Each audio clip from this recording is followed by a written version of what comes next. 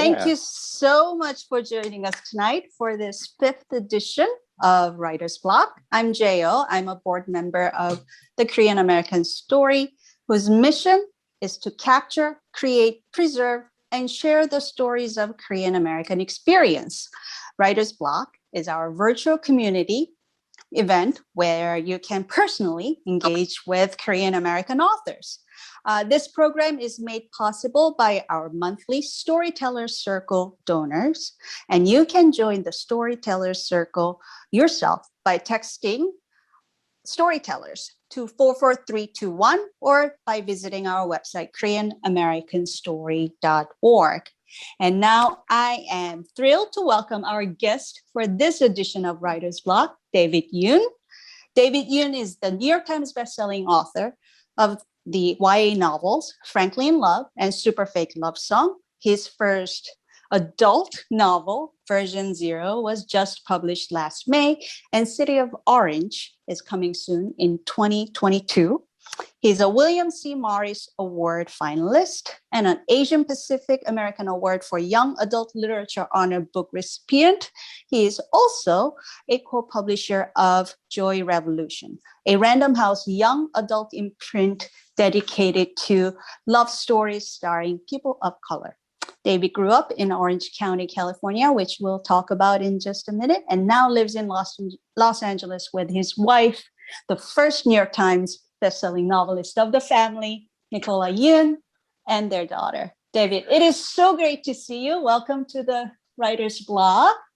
Yay. It's so nice to be back hanging out with you guys. I know we did a podcast thing before, so it's good to see everyone's faces and nice to meet some new ones. Yeah. So what was it like for you growing up in Orange County in California as a Korean American kid? It's funny. I actually grew up in Los Angeles Okay. until I was like 5. And when I was in Los Angeles, I was speaking Korean a lot and English. I was bilingual. Like my dentist was Korean, my piano teacher was Korean. We went to K-Town all the time to go shopping and everything. But my parents moved us to Orange County for the schools, and there's a really good opportunity in a brand new housing development. So the houses were cheap. So we went there, and suddenly I was like the only Asian guy for miles, and getting asked the usual questions. One time someone asked me like, do you pick up your grains of rice one at a time? I was this close to saying, yeah, we do. With chopsticks, right? Yeah. But yeah, so I was definitely a lonely only, and a lot of racism in Orange County. It's very conservative down there. And it was normal to see bumper stickers that would say like sort of that very Asian stereotype cartoon driving with a circle and slash through it, or like this was during the whole period when everyone thought that Japanese automakers were going to take over America. Sony had just bought Columbia Pictures, and they thought that America was under threat. And so there's a lot of anti-Japanese stickers all over the place too. And I stopped speaking Korean. My Korean is terrible to this day. I always wonder, what if I had stayed in K-Town? I grew up in Larchmont, which is right next to K-Town, in Los Angeles. But on the other hand, I had space to roam. It was really safe. I rode my bike everywhere. Made some really good friends that are still friends to this day. That's what my parents wanted, was safety and space and a park to play in and things like that. So it took me a while. Like the suburbs in Orange County are pretty boring, but it was, for my parents, a dream, and I was part of fulfilling that dream. So it makes sense now.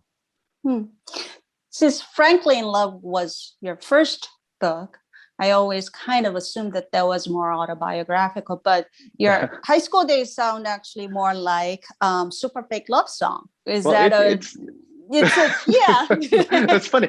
It's like yes and no. I mean, ask any writer and they'll tell you, apart from like straight up biography, every character is basically an amalgam of a little bit of this character, a little bit of your best self, a little bit of your worst self, a little bit of your best friend, your wife.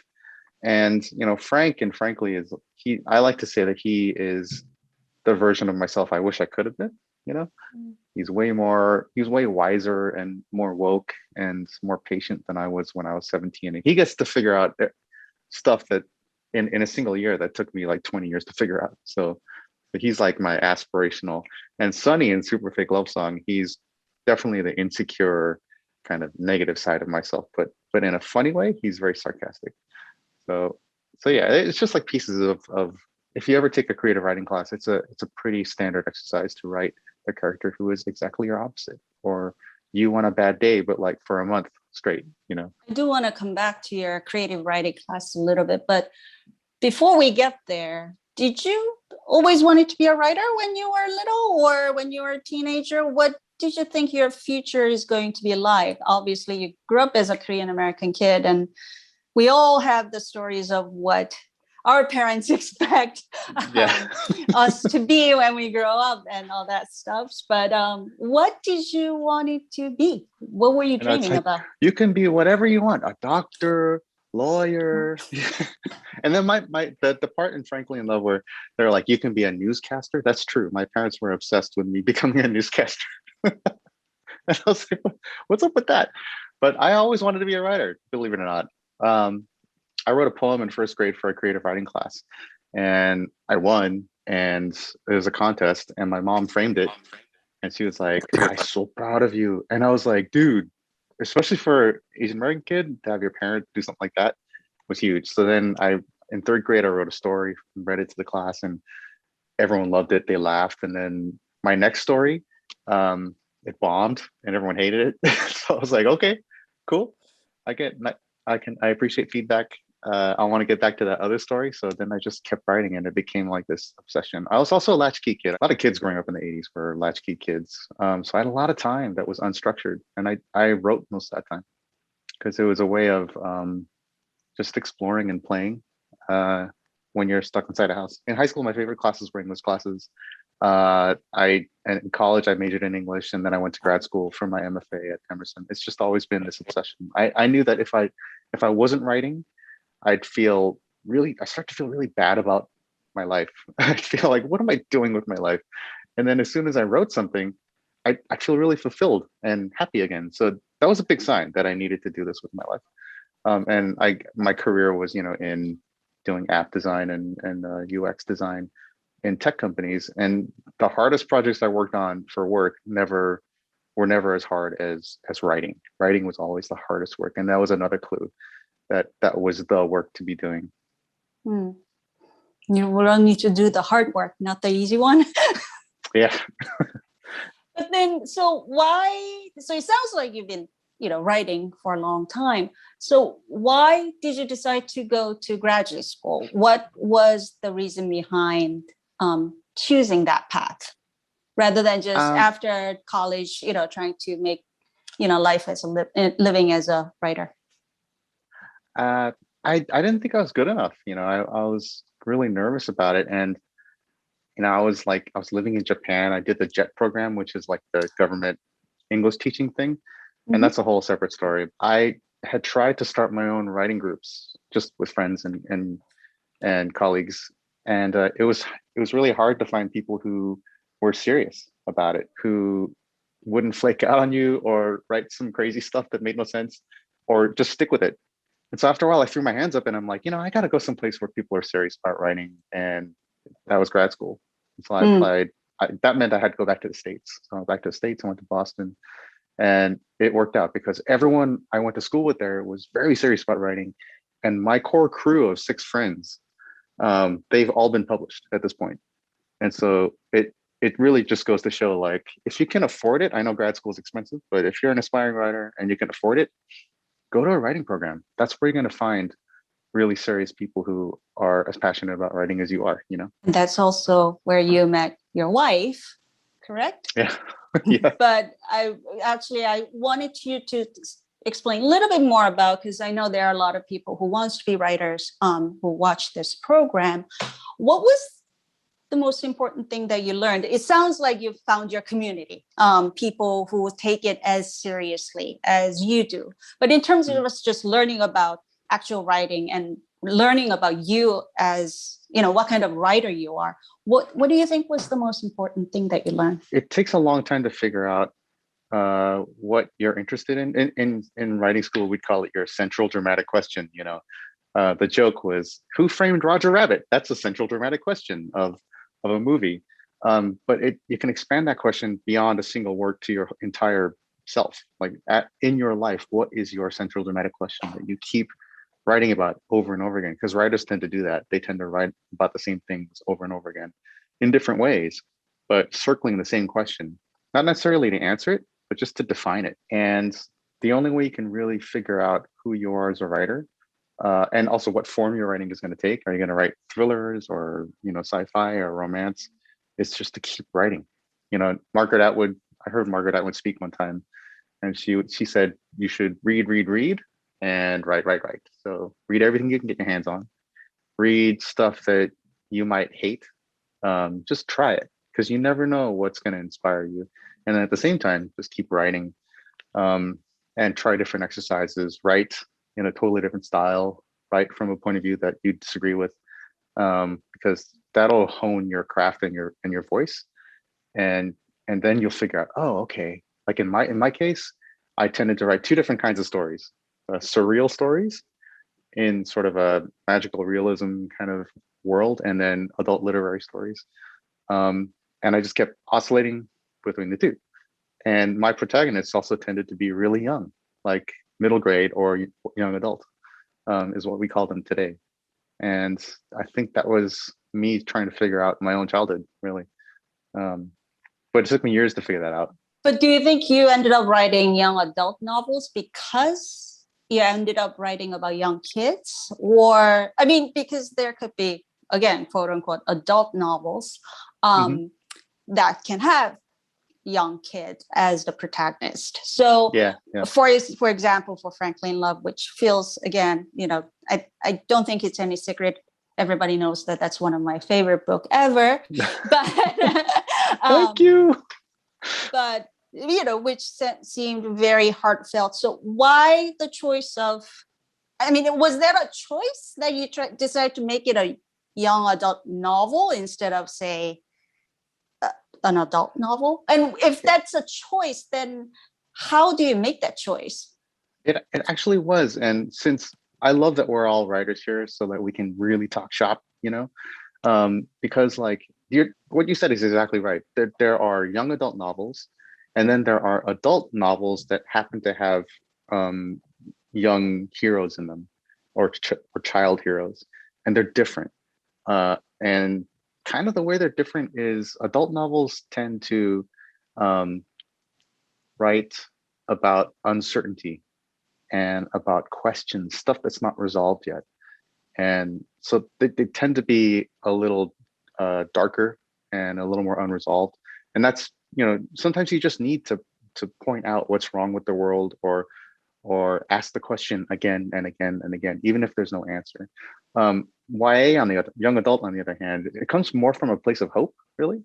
So YA is just as dark. There's some really dark stories out there, but there's always an underlying optimism and hope to them that we're going to get through this. It's going to be okay. You're going to figure yourself out. And that's because that's the first time in your life as a young adult, when you're figuring out who you're going to be as an adult. What kind of person are you going to be apart from school and teachers and your parents, like as an individual, who you're going to be. So I just had, me and my wife just had our daughter, and I was thinking about family a lot, and my dad got really sick. Nikki's mom got really sick. So I was thinking about family a lot. And I could have written from a dark place about all these issues, but I really, for myself, I wanted to stay very hopeful and optimistic. And so I forced myself to write about a character, Frank, whose parents drive him crazy because they work too much, they're racist, and yet he loves them. He still loves them. Like, he can't help it.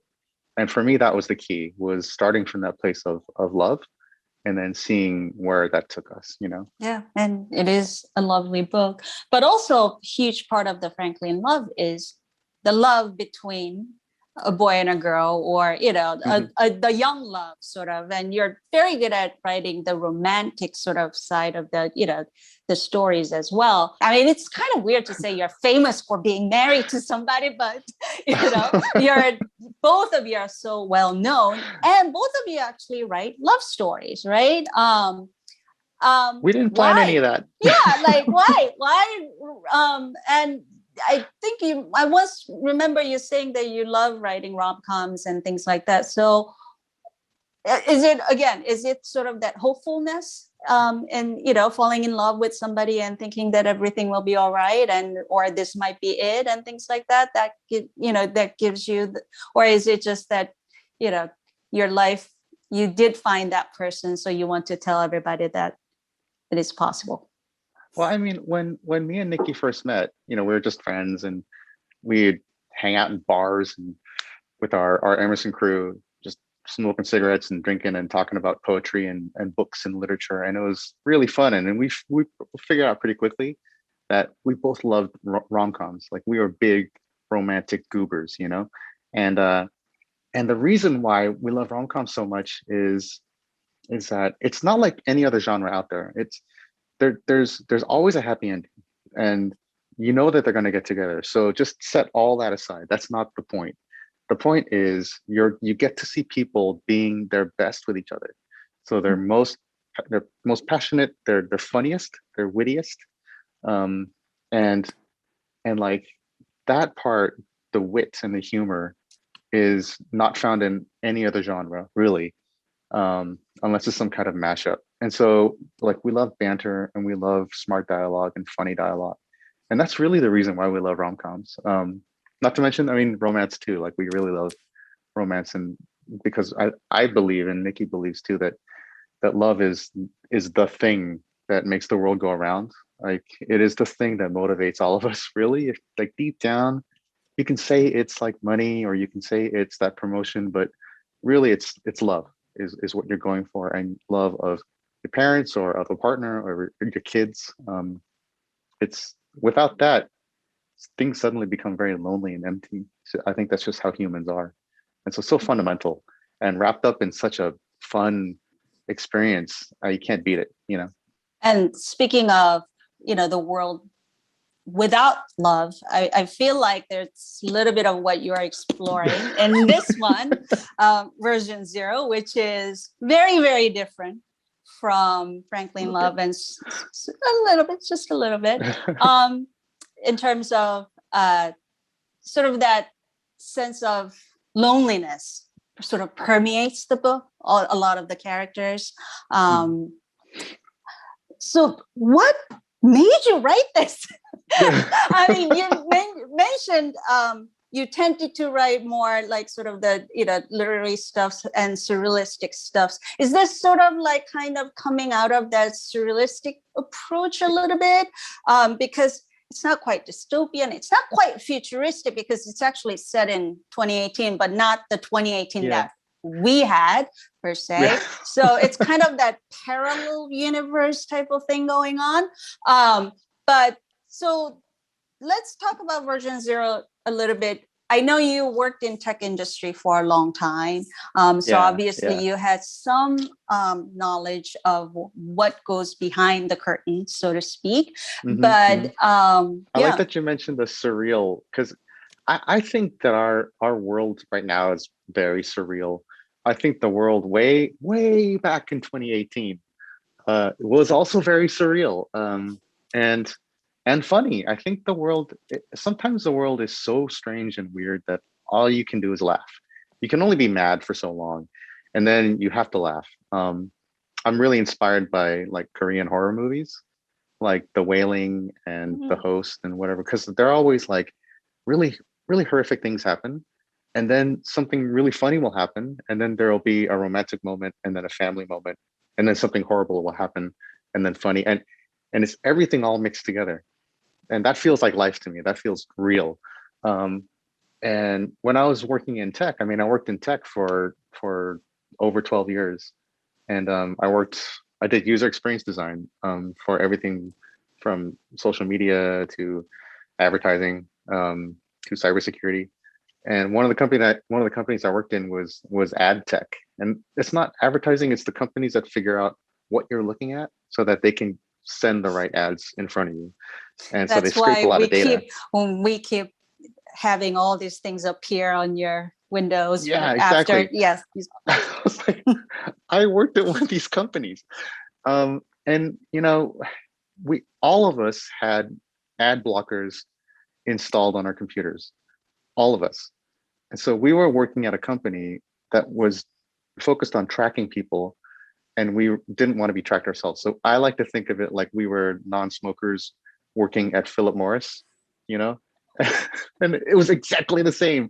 And after a while, I was like, this is surreal. This is dystopian. Like, I need to write about this. And it's very lonely because you spend so much time in front of a screen just hoping for validation and connection, and it's the shallowest, cheapest kind of validation. And so then you want more, and then it creates this terrible cycle happening on a huge scale. And I was just like, this is personal to me, so I should probably set this in that setting. And I don't want to give the ending away of this Mhm. book for those who haven't, but Yeah. it is pretty big. And also can't help but think that, is that what you really think of the internet? But at the same time, yes, we all have all these complaints, and we all know how dangerous it can be. I mean, just a couple of days ago, my husband was just like, make sure you download that new thing for all your Apple phones Yeah. and Yeah. Yeah. iPad, because of all these things happening. Yet at the same time, we can't do this without internet, to be honest. I would love to see you in Yeah. person, but every time I've met you, it's been this. You're also, I love your Instagram postings because they're kind of funny.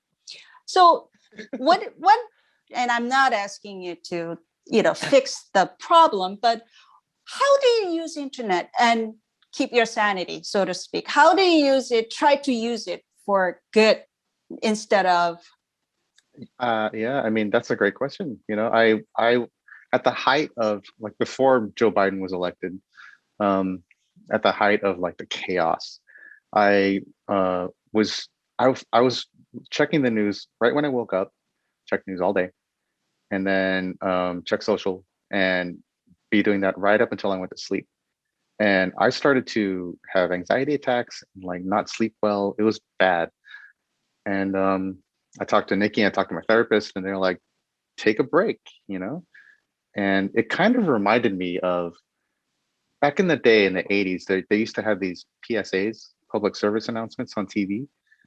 This is back when they did stuff like that. And they would say, go outside for a walk, turn off the TV, take a break. We'll be back. We'll still be here when you get back. And then I also remember, how the TV used to turn off for the night? Like they'd play the national anthem, and then the TV would turn off for I the know, night. I'm sure there are people who are just going, what on earth are you Yeah, talking about? But yes, I am this old enough to remember that. Yes. this is the thing. And if you're up at 2 a.m, you turn on the TV. There was nothing to watch. And I think that was beautiful. And I was like, okay, I'm gonna do that for myself manually, just through willpower. And so I stopped reading the internet, and not just the bad stuff like news and whatever, but also the good stuff. Like, I'm a huge Mac nerd, um, and I like to read about my various hobbies and things. And I stopped reading that too because I I was reading a lot of like Marie Kondo and minimalism, and I was like, my brain is like a house, and every day I shovel a bunch of crap in there until it gets full, and it stresses me out. Every night I try to process it, and it's empty, and then every morning I shovel more crap in it. So what if I just didn't? And I instantly felt more spacious and calmer. I actually, when I meditated, I flashed back to when I was in high school. Like, I could picture myself in high school in my room, surrounded by my records and my books and magazines. And that was the last time I had like real headspace. It was because it was before the internet. That was kind of a revelation for me. So I've kept up that habit. Um, and sometimes I'll slip back into it, after the Capitol riots. I kind of slipped back into it and started to feel bad again. So I stopped. I think it's too easy to to not respect like the sanctity of your mental space, um, fill it with stuff. Again, I think you're such a lovely person and you have such a wonderful life and all that. But also, it's kind of surprising me to hear that of all the, obviously, you struggle with all the things that's going around you. I kind of wanted to ask you about this idea of, because you write about, especially in Franklin Love and Super Fake Little Songs, these boys are just lovely. Like I wish all the boys are kind of like that, they are just, I'm not saying they are perfect human beings, but they just seem so lovely because they are so open and honest with their emotions, which is something we don't really think about when we think of especially Asian males, the stereotype typical image of what Asian males are like. You seem to be sort of against that whole great, not just your characters, but your career and your own personality too. But also, do you ever feel like you're being stereotyped as the nice guy because you're Asian American male? And like the whole so I guess it's kind of that double-edged sword thing. A lot of, until recently, we had all these ideas of what writers, especially male writers, are supposed to be. They are sort of that serious, a lot of people in a very abusive relationship, to be honest, with many other people, and that sense of loneliness. You seem to be sort of the antithesis of that. So do you always feel like you have to sort of break that stereotype of the stern, quiet, silent Asian male, but yet at the same time you feel like maybe sometimes I should get angry too, and show them how I really feel too, and not just be the nice guy? I mean, I definitely think all of us, especially like Asian Americans, Korean Americans, we are constantly aware of stereotypes. Like if I walk around, I like to take pictures. It's a hobby. I love taking photos. So sometimes you'll see me walking around with a big camera, and I'll be like, I hope I don't look like some Japanese tourist with a big camera. And it's ridiculous that I have to worry about this, but we have to worry about this. I mean, the nice guy thing is definitely a stereotype, like that non-threatening, stereotype. It's definitely something I'm always aware of, and it makes navigating the world kind of impossible. And I always think back to high school, because in my high school I had at least like 24 other Asian American dudes who I was hanging out with, in class, and just casually. And there was a jock who was an idiot, but very loyal. There was a Korean French guy who was in our class, and he had a thick French accent. There was a meathead. There was an artist. There was a pothead. And so there's a whole spectrum of people, like you would see in reality. And I always think back to that, and that keeps me inspired, because that was my reality. There's lots of guys who look like me who could be anything they wanted. And that's why I really wanted to show a portrait of like Frank, especially, who's not toxic, because I am on a mission against toxic masculinity. I actually think toxic masculinity is like the source of problems for most everything in the world, this modern world. But he's also, he's like a sexual being too. He's like a romantic being, and that was very important for me too, because so often, Asian men are like, I don't want to say effeminate, but like sort of desexualized. Right. And I hate that. I have other ideas by characters I want to portray, and they all involve, just exploring the whole spectrum. This sounds ridiculous to say, but like exploring the whole spectrum of humanity for Asian American men specifically. But on a larger note, like that's why Nikki and I started Joy Revolution, our publishing imprint, is because we want to explore the full breadth of humanity for people of color in general, and add to the already strong canon of issue books, books about the struggle. So we have a pretty good foundation of those books, and I want to add on top of that the books where people of color make mistakes, they fall in love, they are funny, they get married, they get divorced, stuff like that. real life stuff. So that was actually one of the things I wanted to ask before we turn to our audience questions. Is Joy Revolution, which, as you just mentioned, you started with your wife, Nikki. So what is, I know there are supposed to be books coming out next year. Can you tell us a little bit about what kind of books? And as you said, it's mostly sounds like you are planning to publish books that feature people of color and not just Asians or, but whole spectrum of different people. Has it been exhilarating or has it been difficult to find authors who portray these different, type of protagonists or? Thankfully, no. It's great. It's been like this huge thrill and frankly an honor to be able to read. We read a lot of manuscripts, and to be able to read so like the number and the quality of manuscripts that we've received it gives me a lot of hope. It's really impressive. And this is literally a dream come true for Nikki and I. Like, we pretty quickly realized we love rom-coms. But we also realized that we never starred in them. People like us never starred in these stories. And it's not like we don't fall in love. We fall in love. And so for 20 years, we're like, how do we start our own short story contest? Like, how do we encourage writers of color to come out and publish stories about themselves? Because we were scared to, in the face of like a very white publishing establishment. And so fast forward to Nikki hitting the New York Times bestselling list at #1 twice, and me hitting the New York Times bestselling list.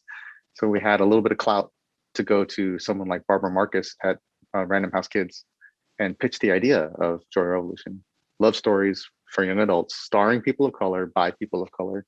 And she read our proposal and she said yes. So now we have the backing of this giant company and a boutique imprint. And we've got Talia Hibbert, who is an adult romance writer. She did the Brown Sisters series. She's on board, and her book is coming out in either next year or the next. We're still figuring out dates. And we've got a book called Queen Bee, which is sort of a Bridgerton type Regency romp, and that's coming out too. And we have another one called You Bet Your Heart, and that one is it's a enemies to lovers story. And the banter in it was just irresistible, so we had to acquire it. But so we've been reading a lot of great stuff. There's no shortage. I think a lot of people out there are really hungry to get their voices heard. That's great. That's so great to hear. So I'm going to soon open up to the questions to our viewers. But before we do that, we have this fun little thing that we do called quick fire questions. I have 10 very silly questions that I'm just going to give it to you. And then you're supposed to just answer them without thinking, whatever comes to, I think, our previous conversation about the last meal probably prepped you for this a little bit. So are you ready? Oh, it's tough. I'm ready. Great. So here we go. Your favorite kimchi? Gakdugi. Your least favorite Korean food? What's the blood sausage called? Sundae. Yeah. Nope. Would you rather do dishes or laundry? Laundry. If there's a children's show or movie that your daughter doesn't like, but you secretly wish you could watch with her, what would that be? I'm forgetting the title. It was Hugo by Martin Scorsese. She didn't want to watch it. That's more of an adult movie. Yeah, she's like, this is slow. I know you love music. So is there a song that you've been obsessed with lately? Let's see. Oh, it's not a good song. You mean like one stuck in my head, or like something good? Whatever. Yeah. I mean, I've actually been obsessed with Umbrella by Rihanna. I don't know why. I think because I've been practicing drums lately, and that beat is pretty killer.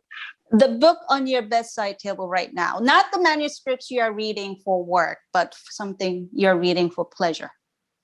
I have about 12 on my nightstand, but the one I'm reading now is We Could Be Heroes by Mike Chen, and that's just pure fun. You should check it out. It's a superhero book for people who hate superhero books. 3 authors you would like to have dinner with, dead or alive, excluding your wife. Yeah.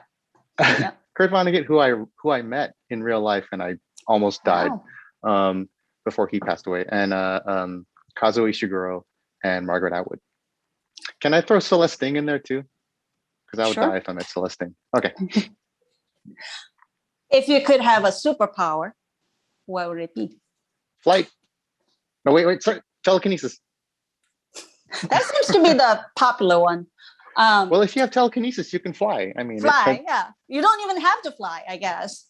Um, in your next life, you would like to come back as what? a composer of music. Yeah, great. So this is the time where we open the questions to our viewers. If you Yay. have any of them, if you like to call me, let us know. If you like me to call you, let us know. Or if you like me to share, I will read the questions on your behalf. So the first one, I have a question from Helen Kim, who is from Alabama. And she runs a nonprofit whose mission is to celebrate Asian arts and culture by hosting events that showcases Asian artisans and cultures. She asks, which book that you've written is your favorite story, but which do you think is your best work?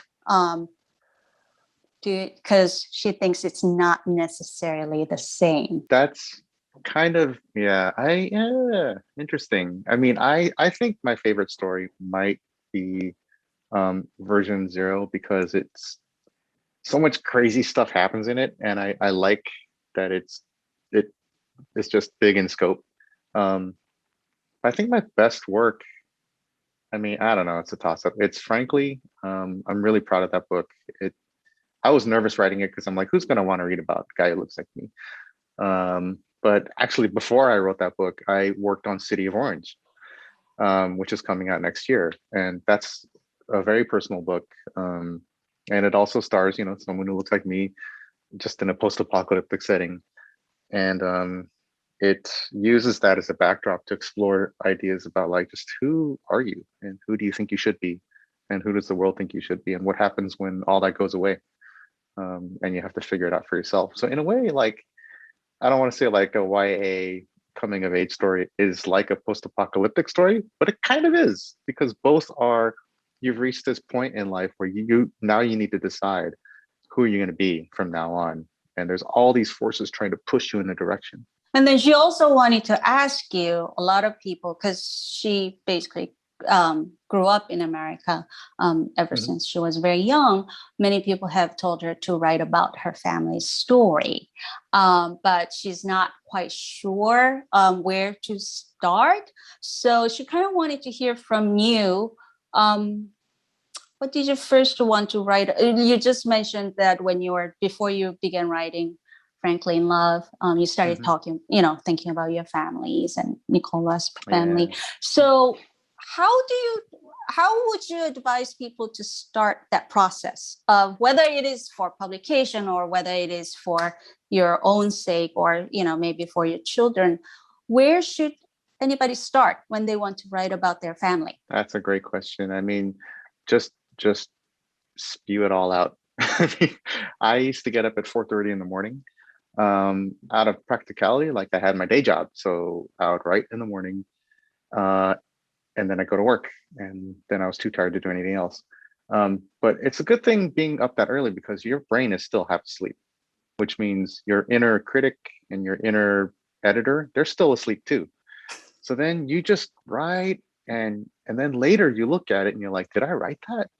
And it's, mostly good. So I just really get it all out there, and figure out how you want to tell the story. Like, when I was at Emerson, I was writing a lot of weird stuff and basically avoiding having to write about my childhood, my family, because it was too hard. Um, but after you get to a certain point, you're like, okay, I just got to face this head on and write something like Frankly in Love. Um, Even so, like, you can't just give the events of your upbringing. It won't make any sense to anyone else. And so the challenge as a writer is to find the universal in your specific experience and make it accessible. a lot of readers from like Italian American families or Turkish American families have come up to me and they're like, I could have been, I could have like my parents could have been Frank's parents, just not speaking Korean, and that was like the highest compliment I could have gotten. It meant that like my story was told in a way that was universal enough that it connected with lots of people at a human level. And so that's really the ultimate goal is to connect across all barriers, you know, all categories. I'm gonna go to Tahe now, who wanted to ask you a question. Hi, David. Cool. My Hi. question was, what are the differences, if any, in the way you approach writing YA versus, adult fiction? And more like in terms of, like your mindset or emotional state versus like a craft level. That's a great question. I mean, in YA, it's like a lot of adults read YA. And I think the reason they do is like I was asking someone and like, well, it's because like stuff happens in YA. And what they're actually trying to say is like stuff is shown and not told. It's usually very immediate and very visual, and there's a lot of action and a lot of banter. And so like because that's what teenagers do. That's what I did. Is all we did was we moved our bodies, we drove around town, and we just talked about life because we're trying to figure it out. So there's a lot of philosophizing and a lot of contemplating. And that's really a hallmark of YA, is just trying to figure out the world around you. In adult, you're older, you've seen some stuff, you know, it's you've been through some stuff, and it's almost like you have more questions than answers. It's there, you're faced with a lot more unresolved things. Like in version 0, I was like, I have no answers about the internet. Like my starting question is, has the internet been worth it? That was my question. There's no answer to that question. You just have to ask the question in as many ways as possible, and hopefully just try to shed some sort of light into this thing that we've made and has altered our minds and our societies for forever, I guess. So that's kind of the difference in my mind between young adult and adult, is there's an uncertainty and an unsettledness about adults, and YA is definitely told from more of a perspective of hope and potential. So a lot of YA novels are a series, Yeah. They seem to, so I know you and Nikolai really hasn't actually written a series per se, but what do you think is a different mindset when you are writing a series of books versus a single volume? And what would be the reason to continue the story that way? Man, I don't know. Like I'm not a series person. I just I'm very good friends with like writers like Adam Silvera and Marie Lu and Sabaa Tahir, and they write these huge sprawling series over many books, and I just can't imagine staying in the same world. Like I'm very restless. I need to move on and do other stuff. But the fact that it takes a different kind of mind, I think, because they're so dedicated and so detail oriented, and they're crafting this entire world that has to endure. I like more like one-offs. And people ask, is there going to be a sequel to Frankly in Love? And people have asked Nikki, is there going to be a sequel to like Everything? And she always is like, you realize if I do that, then I'm going to have to break up, the characters. I'm going to have to do bad things to them to like split them apart, because it can't just be lovey-dovey like where they left off. Bad things have to happen. Do you really want that? And yeah, it's a really good point. And I feel like what I needed to get out of writing Frankly in Love, what I learned from writing it, I've now internalized, and I'd be really paranoid about disrespecting the world that I made in that book. So I'm more apt to leave it alone than try to do something to futz with it. Yeah, but also you're not a teenager. So when you write a YA novels, do you think you tend to set it in your teenage? Because I do think that Frankly in Love is sort of set in the past, while Super Fake Love Song is sort of set in the present, even though it's not. So do you find it like weird writing about the teenagers living now because their lives are so different, or do you do research and try to figure things out? Just by hanging out on social and just hanging out on Twitter, you get a lot of culture from that. When I used to do events before COVID hit, talking with a lot of teenagers it was nice because they remind me a lot of myself, both when I was a teenager and also now. I don't think coming of age ever really stops. Like you graduate high school, there's a coming of age. You go to college, you graduate college. Now what? Now, there's another coming of age, and then there's your career years where you're like it's like a nonstop coming of age. Like you just like, what am I doing with my life? Marriage, having a kid, seeing your parent die, maybe going through a divorce. All these life events are coming at you, and every time you have to figure out what kind of person you want to be. And so I vividly remember what it was like to be a teenager. Like that's never left me. I think about it a lot.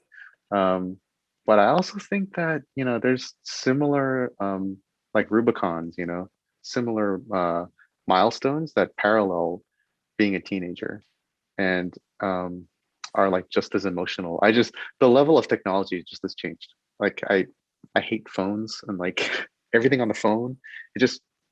You used to have to run around and move your body and do stuff, and now we're just sort of doing everything like this. And that's the one thing that I have a hard time relating to.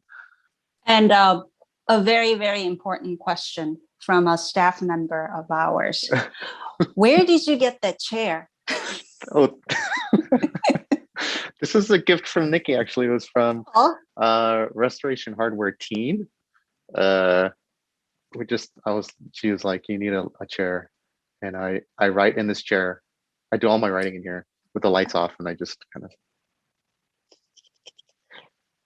I like total silence, no music, and total isolation when I write. So it's a really cool chair. Oh, thanks. But I also wanted to, speaking of, like, I also wanted to ask what it is like to live with a writer. Do you guys have different schedule of writing? And you also have young daughters, so I'm sure, especially during the pandemic with all the homeschooling and schools going virtual, I'm sure it was challenging. That was bad. What is it like to live with another writer where you both want to work? And I know you guys do a lot of things together, but you also, have completely different careers. How do you juggle all that? Living with the writer is awesome. It's the best. I love it.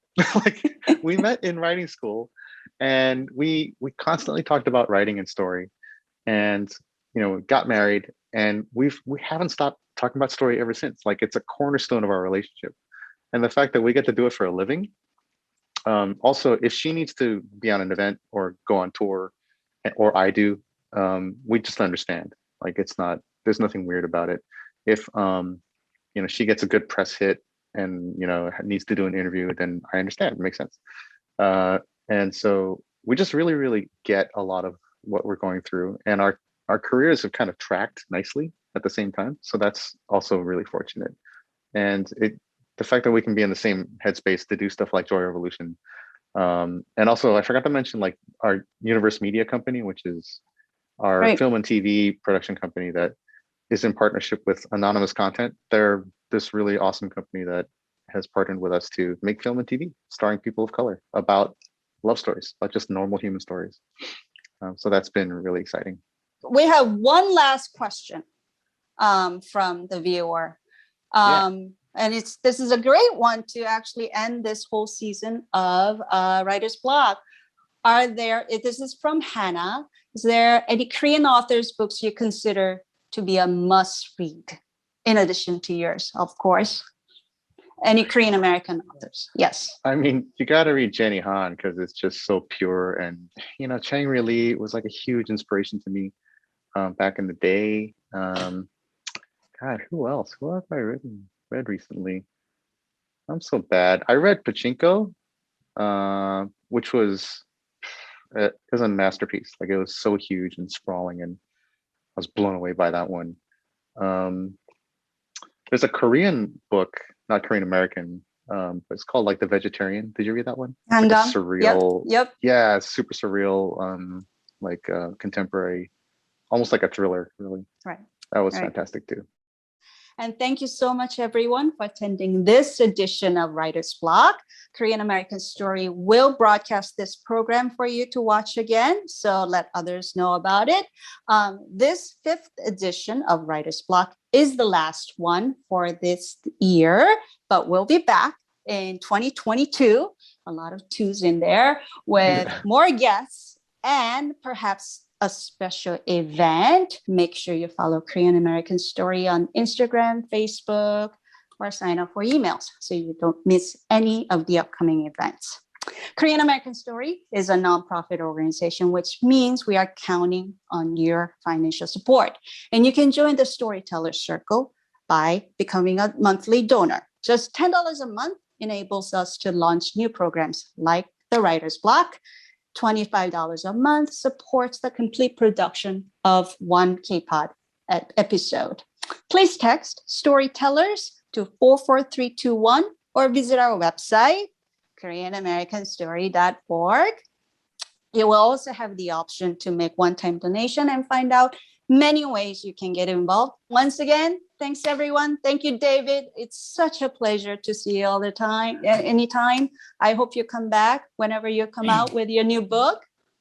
I would love that. Yeah. And thanks so much for Yeah. having me. It was good to see everyone. Yeah. And we wish you all the best. And thanks to the staff members of the Korean American Story for making this event a reality, and happy reading to everybody. Good night, everybody. Thank you. Thanks, everybody.